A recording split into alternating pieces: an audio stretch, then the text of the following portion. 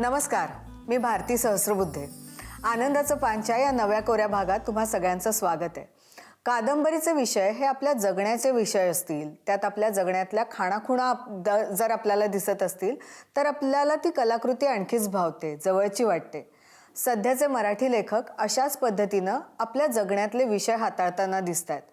असाच तुमच्या आमच्या जगण्यातला भाग म्हणजे कॉर्पोरेट कल्चर, कॉर्पोरेट क्षेत्रातल्या नोकऱ्या. या जगाविषयीचे एका कादंबरीबद्दल आजच्या आपल्या गप्पा होणार आहेत आणि लेखक आहेत विवेक गोविलकर. तर सिम्फनी या कादंबरीच्या निमित्ताने त्याचे लेखक विवेक गोविलकरजी यांच्याशी आज आपण गप्पा मारणार आहोत आनंदाचं पानमध्ये. विवेकजी, स्वागत आहे तुमचं आनंदाचं पानमध्ये. अगदी नुकतीच ही कादंबरी माझ्या वाचनात आली, पण मला अर्थात आपले प्रेक्षक आहेत, वाचक आहेत, त्यांच्यासाठी तुम्ही काय सांगाल कादंबरीविषयी लेखक म्हणून? माझी करिअर सगळी IT क्षेत्रामध्ये झाली. 3 दशकाहून अधिक काळ मी IT मध्ये होतो आणि त्या माझ्या अनुभवावरती आधारित माझं बरंच फिक्शन प्रकारचं लेखन आहे, कथा आणि कादंबरी. तर सिम्फनी ही कादंबरी ही अशीच एक कॉर्पोरेट जगावरची कादंबरी आहे. एक कंपनी आहे, सॉफ्टवेअरची IT कंपनी आहे आणि त्या कंपनीमधले वेगवेगळे कर्मचारी, अधिकारी, मॅनेजर, बॉस ह्या सगळ्यांची आपापसातली नाती, त्यांचं एकमेकांशी काम करण्याची त्यांची पद्धत आणि त्यातनं निर्माण होणारे तणाव, इतर काही त्यातनं निर्माण होणाऱ्या गोष्टी, आंतरराष्ट्रीय पट, कस्टमर, अशा सगळ्या प्रकारचं जीवन त्याच्यामध्ये आलेलं आहे. विवेकजी, खरं तर ही कादंबरी वाचताना वारंवार असं जाणवलं की हे जे शहरी जगणं आहे आपण किंवा कॉर्पोरेट जगणं आहे ते जगणं या कादंबरीतनं आपल्याला दिसतं, पण हाही कथेचा म्हणा किंवा कादंबरीचा विषय होऊ शकतो आणि हे आपण मांडलं पाहिजे. ज्याला आपण कथा बीज म्हणतो ते कसं मिळालं, कसं जाणवलं, कसं वाटलं, हे पण जाणून घ्यायला आवडेल. काय आहे, कुठलीही कथा ही मुळात कथा असली पाहिजे. मग त्या कथेची पार्श्वभूमी वेगळी असेल. म्हणजे तुम्ही ती शेतकऱ्याच्या जीवनावरती लिहू शकाल, शिक्षकाच्या जीवनावरती लिहू शकाल, कॉर्पोरेटमध्ये असेल, राजकारणी असेल, तर ती कथा आहे. मग त्या कथेमध्ये जे आपण कथा बीज म्हणतो त्याच्यामध्ये लोकांना वाचनीय असं काहीतरी वाटेल, इंटरेस्टिंग काहीतरी वाटेल, असं त्याच्यामध्ये असलं पाहिजे. आणि ही कथा शेवटी माणसांची आहे. म्हणजे माणसं वेगवेगळी असतील, त्यांचे प्रश्न वेगवेगळे असतील, पण तरी माणसं म्हणून त्यांच्यामध्ये काहीतरी एक सामायिक कॉमन असं असतं. तर हे सगळं माझ्या डोक्यात मी अनेक वर्ष वाचन करत असताना होतं. मग वेगवेगळ्या प्रकारच्या कथा वाचल्या की मला असं जाणवायचं की हां, हे काहीतरी वेगळं आहे. आणि मग मी स्वेच्छानिवृत्ती घेतल्यानंतर माझ्या असं लक्षात आलं की माझ्या स्वतःच्याच कॉर्पोरेट लाईफमध्ये अशा अनेक घटना आहेत की ज्याच्यामध्ये लोकांना इंटरेस्ट वाटू शकेल, त्याच्यामध्ये कथाबीज असू शकेल. तर ते डोक्यात असल्यामुळे माझ्या आधीच्या काही कथा ह्यासुद्धा कॉर्पोरेट जीवनावरच्या आहेत आणि त्याच्यामध्ये अनेक अंग आहेत, अनेक त्याचे प्रकार आहेत, अनेक प्रकारची माणसं तिथे येतात, अनेक प्रश्न येतात. तर ह्या सगळ्यांचा विचार कुठेतरी डोक्यामध्ये असतो. एखादं कथाबीज एखाद्या प्रसंगापुरतं असतं. आता ही कादंबरी असल्यामुळे याचा पट बराच जास्त मोठा आहे, त्याच्यामध्ये पात्र भरपूर आहेत. तर साधारणपणे एका मोठ्या कंपनीमधल्या एका वर्षाची ही कथा आहे असं आपण म्हणू शकतो. आणि हा विषय माझ्या डोक्यात होताच, त्यामुळे तो फक्त कागदावरती उतरवताना त्या दृष्टीने काहीतरी विचार केला असेल एवढंच. खरं तर गोविलकर सर, आजकाल आपण कॉर्पोरेट क्षेत्र म्हटलं की 2-3 गोष्टी प्रामुख्याने बोलल्या जातात. त्यात म्हणजे भरपूर पैसा, पण तितकेच जास्त टेन्शन्स आणि मानसिक आरोग्य याच्याबद्दल खूप बोललं जातं आणि कुठेतरी कॉर्पोरेट क्षेत्राशी या सगळ्याचा संबंध जोडला जातो. जेव्हा तुम्ही हे सगळं लिहित होते तेव्हा तुमच्या मनात या सगळ्यापैकी कुठल्या गोष्टींचा जास्त विचार होता किंवा त्याच्याविषयी लिहिण्याबद्दल तुमच्या मनात जास्त आलं होतं की हे आपण लिहिलं पाहिजे? काय आहे, बऱ्याच वर्षांपूर्वी मी एक G.A. कुलकर्ण्यांचं वाक्य वाचलं होतं की ज्या समस्येवरती व्यावहारिक तोडगा आहे त्याच्यावरती काही श्रेष्ठ साहित्य निर्माण होऊ शकत नाही. म्हणजे याचा अर्थ असा की एखादा गरीब माणूस आहे, त्याच्या गरिबीमुळे जर त्याचे काही प्रश्न असतील तर मग त्याला रोजगार दिला पाहिजे. एखादा माणूस अशिक्षित आहे, त्यामुळे त्याचे प्रश्न असतील तर त्याला शिक्षण दिलं पाहिजे. पण माझ्या असं लक्षात आलं की मानवी प्रश्न हे अशा व्यावहारिक तोडग्यातनं पूर्णपणे सुटत नाहीत. काही प्रश्न सुटतात, काही नवे प्रश्न तयार होतात. आणि म्हणून तुम्ही कुठल्याही क्षेत्रामध्ये, राजकारण असो, कॉर्पोरेट असो, तुम्ही जितके वरच्या पदाला पोचाल तितके तुमचे प्रश्न जास्त मोठे आणि वरच्या पदावरनं तुमचं जर पतन झालं तर ते जास्त त्रासदायक आणि वेदनादायक असू शकतं. हा त्याच्यामध्ये एक भाग होता. आता IIT सारख्या संस्थांमध्ये अतिशय हुशार विद्यार्थ्यांची संस्था, पण तिथे सुद्धा लोक नैराश्य येऊन आत्महत्या करतात. हो. IT कंपन्यांमध्ये एक लोकांची अशी कल्पना आहे की भरपूर पगार मिळतो, चांगली नोकरी आहे, परदेश प्रवास असतो. IT कंपन्यांमध्ये लोक आत्महत्या करताना दिसतात. त्यामुळे फक्त सुबत्ता आली, फक्त पैसा आला, त्यामुळे प्रश्न संपले किंवा माणसाची मानसिक स्थिती सुधारली असं काही होत नाही. मग मी ही कादंबरी लिहिताना असा विचार केला की यात जी अनेक पात्रं आहेत ती एका कॉमन अशा उद्दिष्टासाठी काम करतात. की काय त्याचं उद्दिष्ट आहे की सगळ्यांचा एक कस्टमर असतो, आपण ज्याला ग्राहक म्हणतो तो साबण आणि ह्या अशा प्रकारचा ग्राहक नाही, तर हे मोठे मोठे कस्टमर आहेत, मोठे मोठे ग्राहक आहेत. एका ग्राहकाची मिलियन्स ऑफ डॉलर्सची अशी ऑर्डर असू शकते. तर हे कस्टमर मिळवायचे, टिकवून ठेवायचे, त्यांच्याकडनं पैसा मिळवायचा, हा सगळ्यांचा जरी कॉमन उद्देश असला तरी त्याच्यामध्ये काय होतं की एकाच्या दृष्टीने चांगली गोष्ट ही दुसऱ्याच्या दृष्टीने त्रासदायक होऊ शकते. म्हणजे सेल्सच्या माणसाला काहीतरी गोष्टी पटापट विकून पैसा मिळवायचा आहे, पण त्यासाठी सॉफ्टवेअर डेव्हलप करणाऱ्या माणसाला त्यात खूप त्याच्यामध्ये पुढे वेळ घालवावा लागतो. आणि मग हे सॉफ्टवेअर केव्हा डिलिव्हर करायचं ह्याच्यावरून त्या दोघांमध्ये मतभेद होऊ शकतात, जरी ते एकाच कंपनीचे असले आणि एकाच उद्दिष्टासाठी काम करत असले तरी. तर ह्या सगळ्यांचा विचार करताना माझ्या असं लक्षात आलं की आपण ह्या वेगवेगळ्या पात्रांच्या वैयक्तिक भूमिकेतनं जर विचार केला आणि त्यांच्या समस्या काय आहेत, त्यांचे प्रश्न काय आहेत, त्यांचा कशामुळे त्यांना राग येतो, कशामुळे त्यांना चांगलं वाटतं, तर त्यातनं ते कथाबीज जास्त फुलत जातं. आणि आधी म्हटल्याप्रमाणे की केवळ लठ्ठ पगार आहे किंवा काय तुमची आलिशान गाडी आहे, घर आहे, तर त्याच्यामुळे तुमचे सगळे प्रश्न सुटले असं नाही, त्याच्यामुळे माणसं समाधानी असतील असं नाही. हा त्यातला एक महत्त्वाचा भाग आहे. खरं तर विवेक गोविंदकर सर, मला वेगळा प्रश्न एक तुम्हाला विचारायचा आहे. खरं तर आता मराठी साहित्यात खूप लिहिणारे लोक आहेत. आपल्या आनंदाचं पानमध्ये पण बरेच दर आठवड्याला लेखक येत असतात.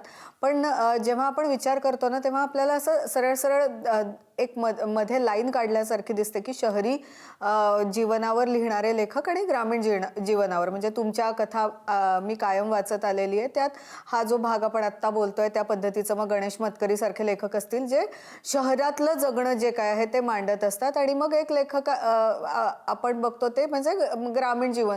तर तुम्हाला हा अशा पद्धतीने मांडलं जातं आणि अशा पद्धतीने साहित्यात आपल्याला दोन प्रवाह दिसतात, हे पटतं का? काय आहे, एखादा लेखक जो लिहितो माझ्या मते तो स्वतःच्या अनुभवातून मुख्यत्वे करून लिहितो. हो. आता इंग्लंड अमेरिकेमध्ये अशी पद्धत आहे की ते लेखक एकेका कादंबरीसाठी अतिशय मेहनत घेतात, अक्षरशः जगप्रवास करतात, अनेक लोकांशी बोलतात. त्याचं अर्थकारणच वेगळं आहे. म्हणजे मी असा विचार केला की मला जर एखाद्या कादंबरीसाठी किंवा पुस्तकासाठी जगप्रवास करायचा असेल 6 महिने किंवा वर्षभर आणि वेगवेगळ्या लोकांना भेटायचं असेल, तर त्यासाठी जो खर्च आहे तेवढा खर्च त्या कादंबरीच्या विक्रीतनं भरून निघेल की नाही.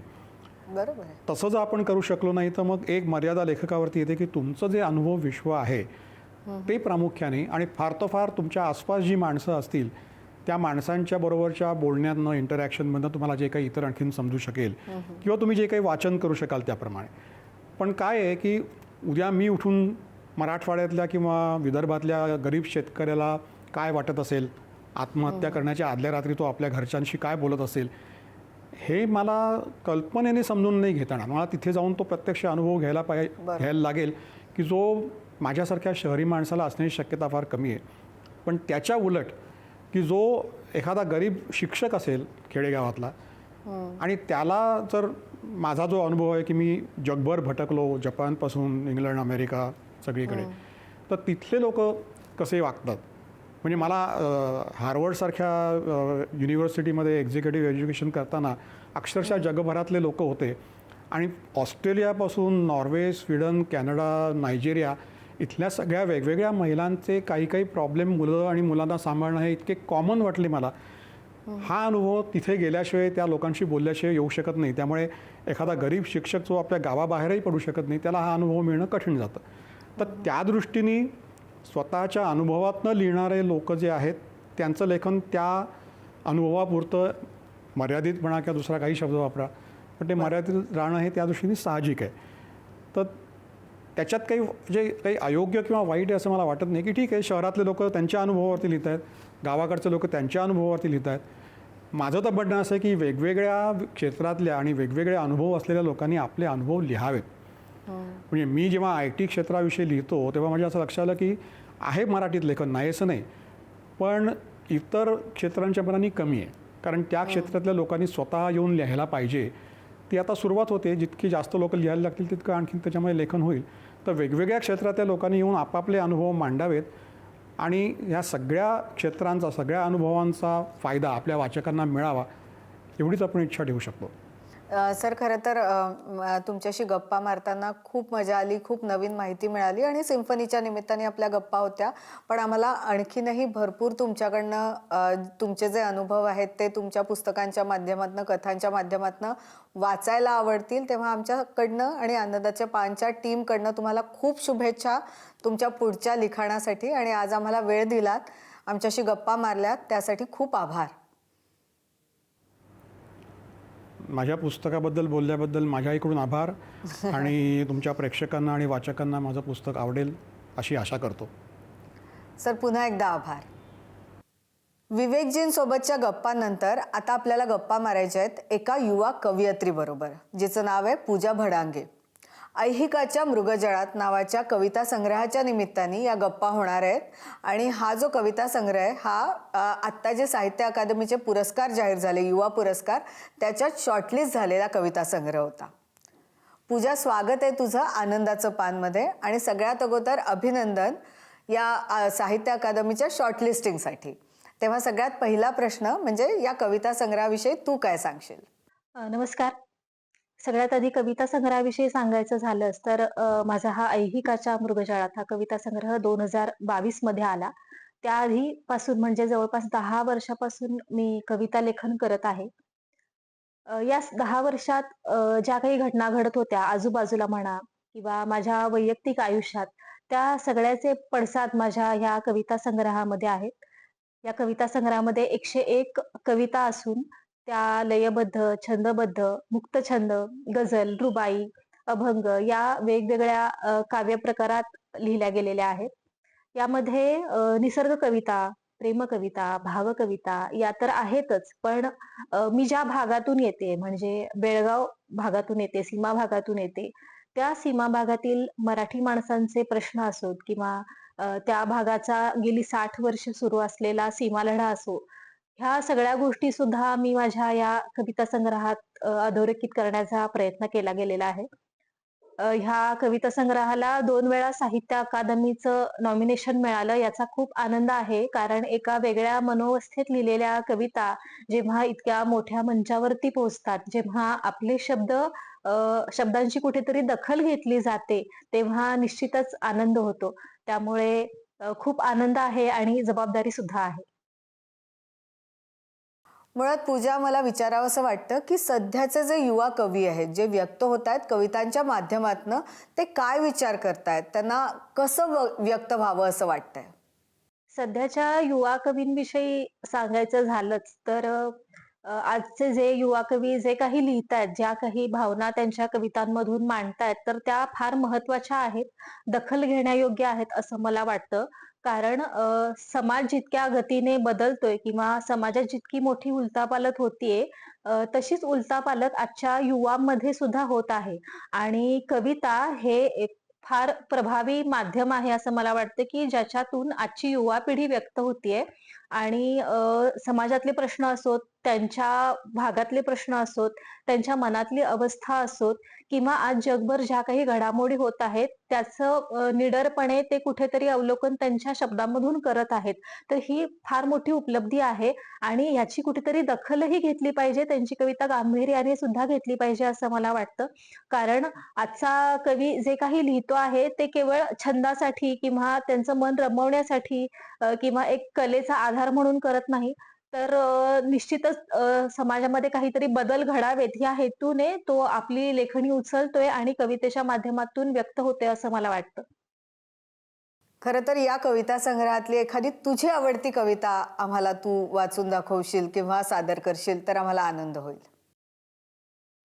या कविता संग्रहातल्या अनेक कविता मला आवडतात, पण त्यातली एक फार जास्त जवळची जी कविता आहे, ती मी या ठिकाणी सादर करेन. कवितेचं शीर्षक आहे "पहिलं तीर".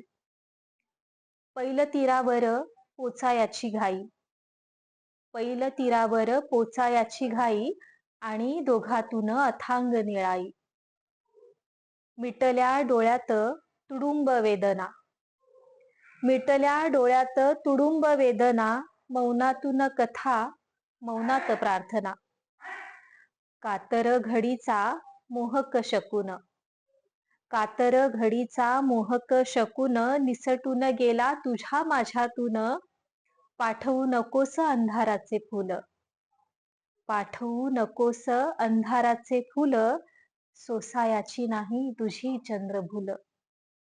पानगळ माझी आवर आवर, पानगळ माझी आवर आवर, वसंताचे ऊन तळ हातावर. शेवटी शेवटी भरडली ओळ, शेवटी शेवटी भरडली ओळ, शेवटी जाहले काळीज उखळ, शेवटी जाहले काळीज उखळ. पूजा, खरं तर खूप खूप आभार. तू आनंदाचं पानमध्ये आज गप्पा मारल्यास आणि तू उत्तम लिहिते आहेस, उत्तम सादरीकरण करते आहेस, तेव्हा त्या सगळ्यासाठी खूप शुभेच्छा. पुढच्या लिखाणासाठी तुला शुभेच्छा. आता या आठवड्याची टॉप 5 पुस्तकं कोणती हे आपल्याला सांगतायत मॅजेस्टिक बुक डेपोचे संचालक आशय कोठावळे. नमस्कार, मी आशय कोठावळे. यावेळी मॅजेस्टिक बुक डेपोमधील टॉप 5 पुस्तकांपैकी पहिलं पुस्तक आहे द ग्रेट कांचन सर्कस, विश्वास पाटील यांची ही कादंबरी. लेखक जेवढ्या विस्ताराने आणि सूक्ष्मतेने माणूस, युद्ध, बॉम्ब वर्षाव, नैसर्गिक आपत्ती आणि सर्कसीतील कसरतींचं व्यामिश्र चित्रण उभे करतात, हे खूप अद्भुत आणि विलक्षण आहे. यानंतरचं दुसरं पुस्तक आहे a life in the shadows, A.S. Dulat यांचं. दीर्घकाळ IBMमध्ये आणि त्यानंतर रॉमध्ये प्रमुखपदी काम करताना त्यांना विदेशात आलेले अनुभव, त्याचबरोबर नेत्यांबद्दलची त्यांची निरीक्षणे त्यांनी या पुस्तकात लेखन केलेली आहेत. यानंतरचं तिसरं पुस्तक आहे ते म्हणजे स्वतंत्र भारताची 6 महायुद्धे, किरण गोखले यांचं. किरण गोखले यांनी या पुस्तकात स्वतंत्र भारताच्या प्रत्येक लढाईच्या वाटचालीचे, त्यातील महत्त्वाच्या लढायांचे, त्यातील डावपेचांचे सखोल वर्णन तर केले आहेच, पण त्याचबरोबर लष्करी व राजकीय नेतृत्वाचे महत्त्वपूर्ण विश्लेषण त्यांनी देखील या पुस्तकात केलेले आहे. यानंतरचं चौथं पुस्तक आहे अपघात ते आविष्कार. या पुस्तकामध्ये 50 अशा शोधांच्या कथा आहेत ज्याचा शोध अपघाताने लागलेला आहे. कदाचित सुरुवातीला हे प्रयोग फसल्यासारखे वाटले असतील, पण नंतर या शोधांनी मोठी क्रांती घडवली आहे. यानंतर जे शेवटचं पुस्तक आहे ते म्हणजे बाळ फोंडके यांचं कानोकानी, ललित शैलीच्या अंगाने लिहिलेलं आणि विज्ञानातील सूत्रांचा परिचय करून देणाऱ्या लेखांचा हा संग्रह आहे. ही सगळी पुस्तकं तुम्हाला आमच्या दुकानात majestic book depot, Rammori road, Thane, Shivaji Mandir, Dadar आणि गिरगाव नाका या तिन्ही ठिकाणी सवलतीच्या दरात खरेदी करता येतील. त्याचबरोबर आमची वेबसाईट majestyreaders.com याच्यावरही आपल्याला सवलतीत खरेदी करता येतील. धन्यवाद.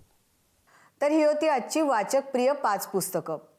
आनंदाचं पान या कार्यक्रमाचा मूळ उद्देशच आहे वाचक आणि लेखक यांच्यातला दुवा होणं. त्या दृष्टीने आमचा सतत प्रयत्न सुरू असतो.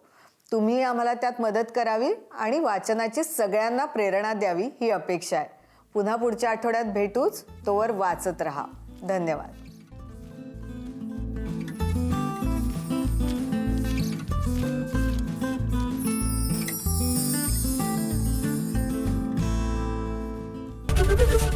ABP माझा, उघडा डोळे बघा नीट.